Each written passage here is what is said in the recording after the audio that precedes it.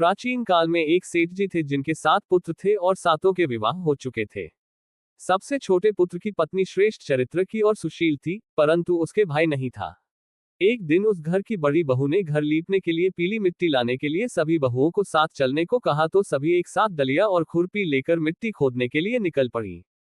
जब बहुएं मिट्टी खोद रही थी तभी वहां एक सर्प निकला, जिसे बड़ी बहू खुरपी से मारने लगी। ये देखकर छोटी बहू ने उसे रोका और कहा, इसे मत मारो, ये बेचारा निरपराध है। ये सुनकर बड़ी बहू ने उसे नहीं मारा। तब वो सांप एक ओर जा बैठा। तब छोटी बहू ने उससे कहा, मैं अभी लौट कर आती है, तुम यहां से जाना मत।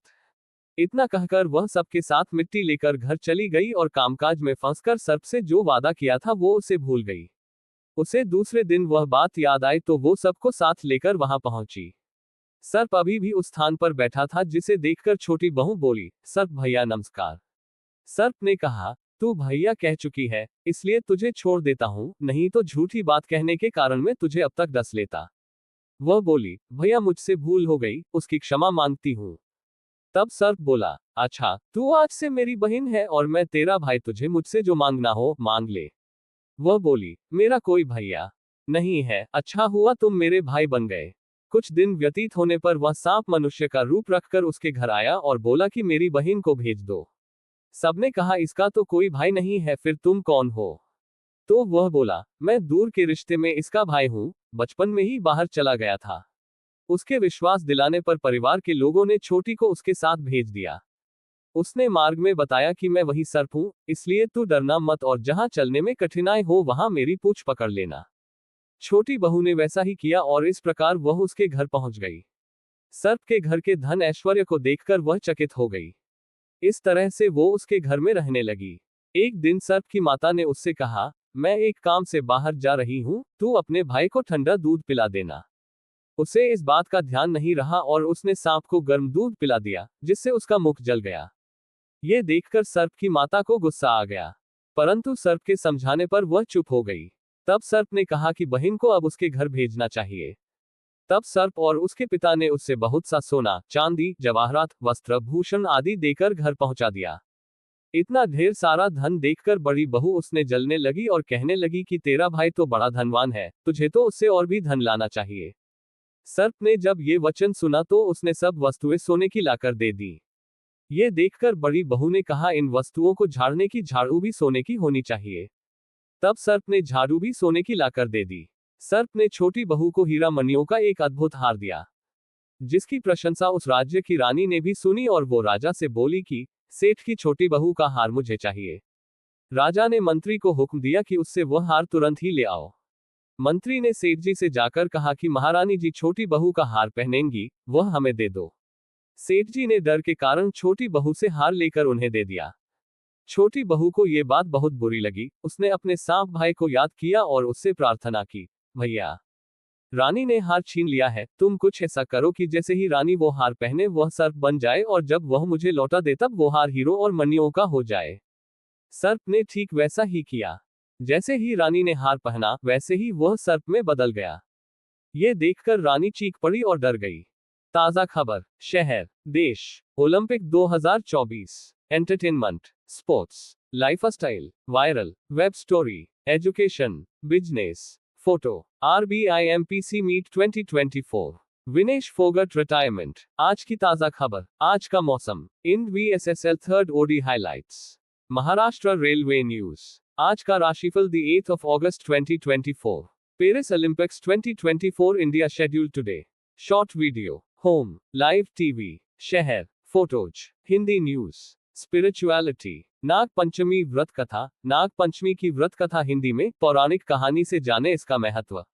Lavina Sharma, authored by Lavina Sharma. Updated July 25, 2024, सुबह के 8:57 भारतीय मानक समय। नाग पंचमी व्रत कथा इन हिंदी 2024, नाग पंचमी व्रत कथा, विधि, कहानी, स्टोरी इन हिंदी। नाग पंचमी व्रत कथा हिंदी में नाग पंचमी का त्योहार हमारी परंपरा और संस्कृति से जुड़ा है। नागों के साथ जहां तमाम रहस्य जुड़े हैं, वहीं ये जीवन की रक्षा करने वाले भी माने जाते हैं। नाग पंचमी पर विधिवत पूजन करने से इन देवता की कृपा मिलती है। साथ ही व्रत कथा पढ़ने का भी विधान है। यहां देखें नाग पंचमी की व्रत कथा हिंदी में। Join us. नाग पंचमी व्रत कथा। नाग पंचमी की व्रत कथा इन हिंदी। नाग पंचमी 2024 व्रत कथा इन हिंदी। नाग पंचमी सनातन धर्म का एक विशेष त्योहार है जिसे हर कोई बेहद श्रद्धा और आस्था के साथ मनाता है। ये पर्व नाग देवता को समर्पित होता है। इस साल नाग पंचमी 9 अगस्त को मनाई जा रही है। इस दिन शुभ मुहूर्त में नागों की पूजा करने से विशेष फल की प्राप्ति होती है। नाग पंचमी पूजा का शुभ मुहूर्त। नाग पंचमी का शुभ मुहूर्त 2024 सुबह के 5:47 से सुबह के 8:27 तक रहेगा। जानिए नाग पंचमी पूजा की व्रत कथा। नागा पंचमी की कथा। Nag Panchami 2024 date time.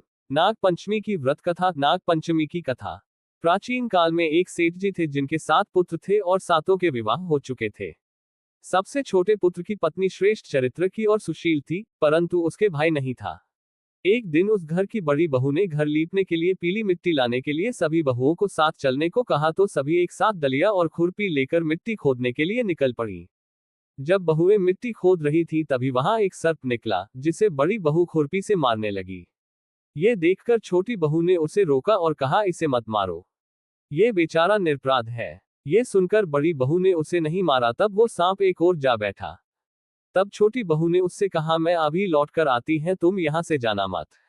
इतना कहकर वह सबके साथ मिट्टी लेकर घर चली गई और कामकाज में फंसकर सर्प से जो वादा किया था वो उसे भूल गई। उसे दूसरे दिन वह बात याद आई तो वो सबको साथ लेकर वहां पहुंची। सर्प अभी भी उस स्थान पर बैठा था जिसे देखकर छोटी बहू बोली, सर्प भैया नमस्कार। सर्प ने कहा, तू भैया कह चुकी है इसलिए तुझे छोड़ देता हूं, नहीं तो झूठी बात कहने के कारण मैं तुझे अब तक डस लेता। वह बोली, भैया मुझसे भूल हो गई, उसकी क्षमा मांगती हूं। तब सर्प बोला, अच्छा तू आज से मेरी बहन है और मैं तेरा भाई, तुझे मुझसे जो मांगना हो मांग ले। वह बोली, मेरा कोई भैया नहीं है, अच्छा हुआ तुम मेरे भाई बन गए। कुछ दिन व्यतीत होने पर वह सांप मनुष्य का रूप रखकर उसके घर आया और बोला कि मेरी बहन को भेज दो। सबने कहा, इसका तो कोई भाई नहीं है, फिर तुम कौन हो? तो वह बोला, मैं दूर के रिश्ते में इसका भाई हूं, बचपन में ही बाहर चला गया था। उसके विश्वास दिलाने पर परिवार के लोगों ने छोटी को उसके साथ भेज दिया। उसने मार्ग में बताया कि मैं वही सर्प हूं, इसलिए तू डरना मत और जहां चलने में कठिनाई हो वहां मेरी पूंछ पकड़ लेना। छोटी बहू ने वैसा ही किया और इस प्रकार वह उसके घर पहुंच गई। सर्प के घर के धन ऐश्वर्य को देखकर वह चकित हो गई। इस तरह से वो उसके घर में रहने लगी। एक दिन सर्प की माता ने उससे कहा, मैं एक काम से बाहर जा रही हूं, तू अपने भाई को ठंडा दूध पिला देना। उसे इस बात का ध्यान नहीं रहा और उसने सांप को गर्म दूध पिला दिया जिससे उसका मुख जल गया। ये देखकर सर्प की माता को गुस्सा आ गया, परंतु सर्प के समझाने पर वह चुप हो गई। तब सर्प ने कहा कि बहन को अब उसके घर भेजना चाहिए। तब सर्प और उसके पिता ने उससे बहुत सा सोना, चांदी, जवाहरात, वस्त्र, भूषण आदि देकर घर पहुंचा दिया। इतना ढेर सारा धन देखकर बड़ी बहू उसने जलने लगी और कहने लगी कि तेरा भाई तो बड़ा धनवान है, तुझे तो उससे और भी धन लाना चाहिए। सर्प ने जब ये वचन सुना तो उसने सब वस्तुएं सोने की लाकर दे दी। ये देखकर बड़ी बहू ने कहा, इन वस्तुओं को झाड़ने की झाड़ू भी सोने की होनी चाहिए। तब सर्प ने झाड़ू भी सोने की लाकर दे दी। सर्प ने छोटी बहू को हीरा मणियों का एक अद्भुत हार दिया, जिसकी प्रशंसा उस राज्य की रानी ने भी सुनी और वो राजा से बोली कि सेठ की छोटी बहू का हार मुझे चाहिए। राजा ने मंत्री को हुक्म दिया कि उससे वह हार तुरंत ही ले आओ।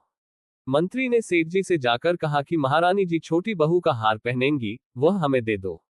सेठ जी ने डर के कारण छोटी बहू से हार लेकर उन्हें दे दिया। छोटी बहू को ये बात बहुत बुरी लगी। उसने अपने सांप भाई को याद किया और उससे प्रार्थना की, भैया रानी ने हार छीन लिया है, तुम कुछ ऐसा करो कि जैसे ही रानी वो हार पहने वह सर्प बन जाए और जब वह मुझे लौटा दे तब वो हार हीरो और मणियों का हो जाए। सर्प ने ठीक वैसा ही किया। जैसे ही रानी ने हार पहना वैसे ही वह सर्प में बदल गया। ये देखकर रानी चीख पड़ी और डर गई। ये देखकर राजा ने सेठ के पास खबर भेजी कि छोटी बहू को तुरंत भेजो। सेठ जी स्वयं छोटी बहू को लेकर राजा के दरबार में उपस्थित हुए। राजा ने छोटी बहू से पूछा, तूने क्या जादू किया है, मैं तुझे दंड दूंगा। छोटी बहू बोली, राजन धृष्टता क्षमा कीजिए, ये हार ही ऐसा है कि मेरे गले में हीरो और मणियों का रहता है और अगर इसे कोई और पहनता है तो ये उसके गले में सर्प बन जाता है। ये सुनकर राजा ने वह सर्प बना हार उसे देकर कहा, अभी पहन कर दिखाओ।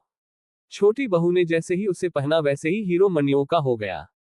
ये देखकर राजा ने प्रसन्न होकर उसे बहुत सी मुद्राएं भी पुरस्कार दिया। छोटी वह अपने हार और इन सहित घर लौट आए। उसके धन को देखकर बड़ी बहू ने ईर्ष्या के कारण उसके पति को सिखाया कि छोटी बहू के पास कहीं से धन आया है।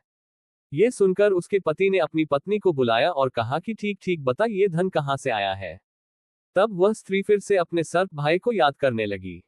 तब उसी समय सर्प ने प्रकट होकर कहा, यदि मेरी धर्म बहन के आचरण पर किसी ने संदेह प्रकट किया तो मैं उसे खा लूंगा। ये सुनकर छोटी बहू का पति बहुत प्रसन्न हुआ और उसने सर्प देवता का सत्कार किया। कहते हैं उसी दिन से नागपंचमी का त्योहार मनाया जाता है और स्त्रियां सांप को भाई मानकर उसकी पूजा करने लगी।